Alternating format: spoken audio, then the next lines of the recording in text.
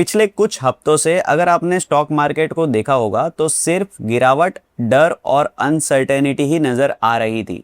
लेकिन अचानक इस हफ्ते में मार्केट ने एक ऐसा उछाल दिया जो पिछले 5 साल में नहीं देखा गया। ये सवाल हर इन्वेस्टर के मन में है कि आखिर ऐसा क्या हुआ कि मार्केट अचानक इतनी तेजी से ऊपर चला गया। रिपोर्ट के अनुसार सेंसेक्स लगभग 5.8 और निफ्टी लगभग 5.9% बढ़े हैं, जो पिछले 5 साल का सबसे बड़ा वीकली गेन है। इसका मतलब साफ है कि इस मूवमेंट के पीछे कोई बड़ा कारण जरूर है, क्योंकि इतने बड़े बदलाव बिना स्ट्रॉन्ग ट्रिगर के नहीं आते। असलियत में ये पूरा खेल शुरू हुआ ईरान और यूएस के बीच बढ़ते तनाव से। जब वॉर जैसी स्थिति बनी तो पूरी दुनिया के मार्केट में डर फैल गया, लेकिन जैसे ही सीज फायर की खबर सामने आई, इन्वेस्टर सेंटीमेंट अचानक बदल गए और मार्केट में तेजी देखने मिली।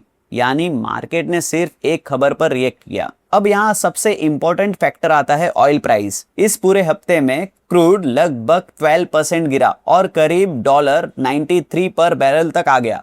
अब आपको समझना होगा कि ऑयल प्राइस गिरने का स्टॉक मार्केट से क्या कनेक्शन है। इंडिया एक ऑयल इंपोर्टिंग कंट्री है, यानी हम बाहर से ऑयल खरीदते हैं और जब ऑयल महंगा होता है तो देश का खर्च बढ़ जाता है, इन्फ्लेशन बढ़ता है और कंपनीज का प्रॉफिट कम हो जाता है।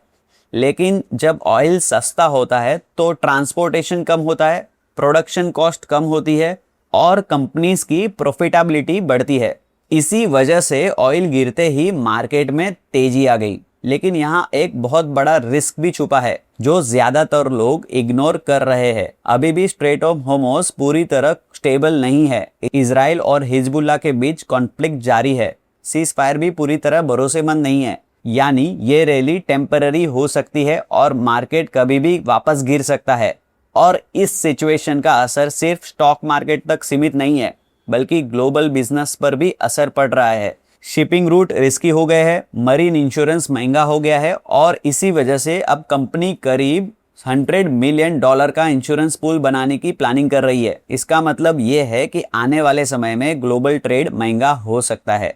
अगर हम इन्वेस्टर बिहेवियर की बात करें तो रिटेल इन्वेस्टर हमेशा वही गलती करते हैं। जब मार्केट गिरता है तो डर जाते हैं और इन्वेस्ट नहीं करते, और जब मार्केट ऊपर जाता है तो फोमो में आकर खरीद लेते हैं। यही साइकिल उन्हें लॉन्ग टर्म में नुकसान पहुंचाती है। लेकिन स्मार्ट इन्वेस्टर न्यूज पर रिएक्ट नहीं करता, बल्कि ट्रेंड को समझता है। अभी जो रैली हम देख रहे हैं वो फंडामेंटली स्ट्रॉन्ग ग्रोथ नहीं है, बल्कि ग्लोबल न्यूज ड्रिवन मूवमेंट है। इसलिए ब्लाइंडली जंप करना सही स्ट्रेटेजी नहीं है। इस समय सबसे सही अप्रोच ये है कि आप अपना SIP कंटिन्यू रखें, अचानक लमसम इन्वेस्टमेंट से बचे और ग्लोबल फैक्टर जैसे ऑयल प्राइस और जियोपॉलिटिकल सिचुएशन पर नजर रखें, क्योंकि मार्केट की डायरेक्शन अभी पूरी तरह क्लियर नहीं है। आखिर में याद रखिए, स्टॉक मार्केट सिर्फ नंबर्स का गेम नहीं है, ये साइकोलॉजी, ग्लोबल पॉलिटिक्स और इकोनॉमिक्स का कॉम्बिनेशन है। जो इन्वेस्टर इन तीनों को समझ लेता है वही लॉन्ग टर्म में कंसिस्टेंट पैसा बनाता है।